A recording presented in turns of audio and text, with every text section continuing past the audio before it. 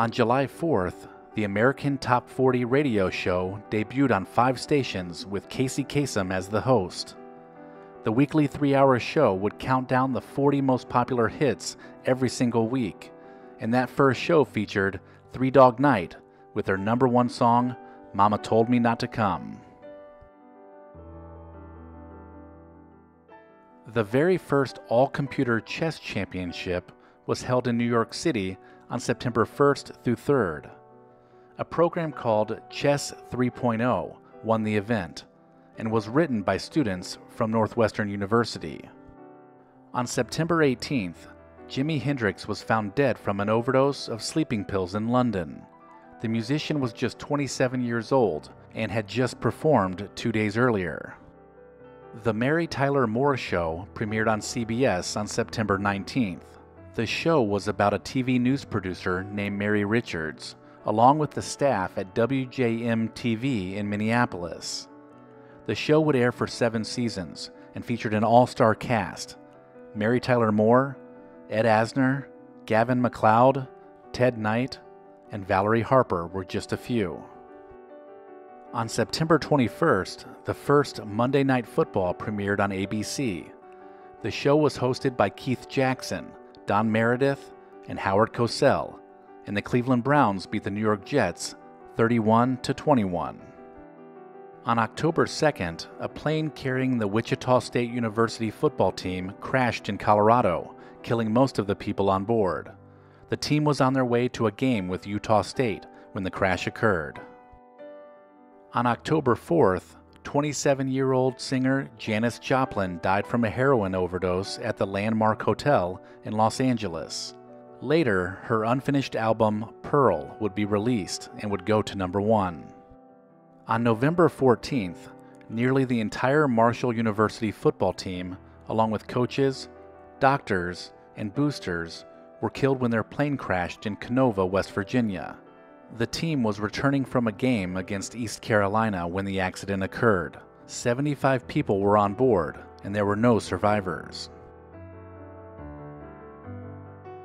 On November 17th, electrical engineer and inventor Douglas Engelbart received a patent for his XY position indicator, which eventually became known as a computer mouse. On December 21st, Elvis Presley met President Richard Nixon at the White House to discuss the government's war on drugs. The photo of the meeting would go on to be the most requested photo from the entire National Archives.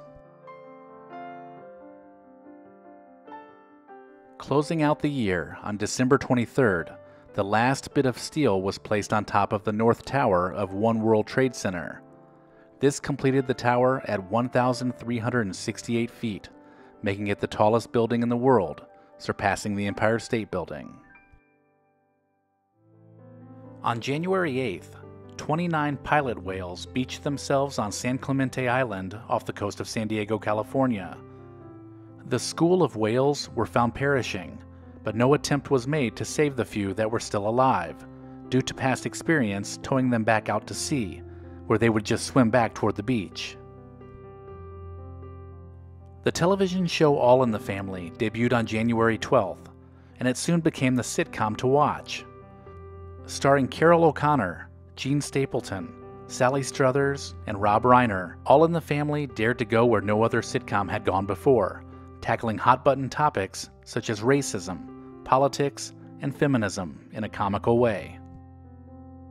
On February 4th, the NASDAQ Stock Exchange was founded.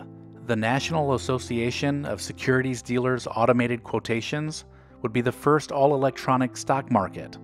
Trading would officially begin on February 8th. On February 9th, baseball legend Satchel Paige became the first Negro League veteran to be nominated for the Baseball Hall of Fame. He would be inducted in August, with Joe DiMaggio calling him the best and fastest pitcher he ever faced. On February 10th, Ode Records released Tapestry, the second solo album from singer-songwriter Carole King. The record was Billboard's #1 album for 17 weeks, and it remained on the bestseller charts for 6 years. On March 8th, Joe Frazier ended Muhammad Ali's 31-fight win streak. The fight was held at Madison Square Garden, where Frazier retained the heavyweight boxing title by unanimous decision in a 15-round fight called the Fight of the Century. Frank Sinatra was in attendance, and he snapped a famous photo that would go on to be on the cover of Life magazine. March 28th brought the end of an era when The Ed Sullivan Show aired its final episode prior to being canceled by CBS. While Sullivan's landmark program ended without a proper finale, Sullivan would go on to produce one-off specials for CBS until his death in 1974, including an Ed Sullivan Show 25th anniversary special in 1973. On March 30th, the very first Starbucks coffee shop opened in Seattle, Washington, at Pike Place Market.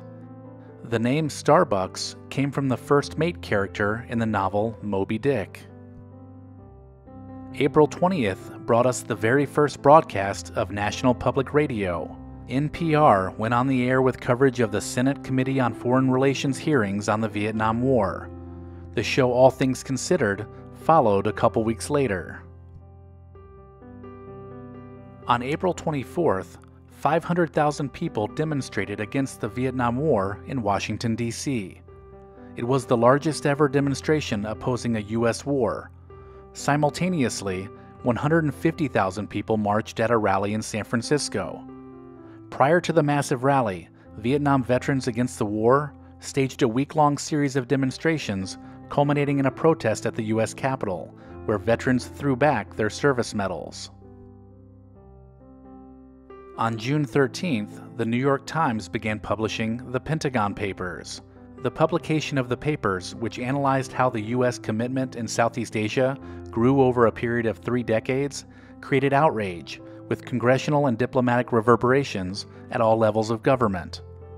The release of the papers began the debate about what constituted classified material and how much should be made available to the public. On June 18th, a new airline took to the skies over Texas. Southwest Airlines, a low-cost carrier, began their first flights between Dallas, Houston, and San Antonio. Southwest Airlines finally got off the ground after years of litigation from other Texas carriers, like Braniff and Trans-Texas Airways. On July 1st, the 26th Amendment, which lowered the voting age from 21 to 18, was ratified by 3/4 of the states to become part of the United States Constitution.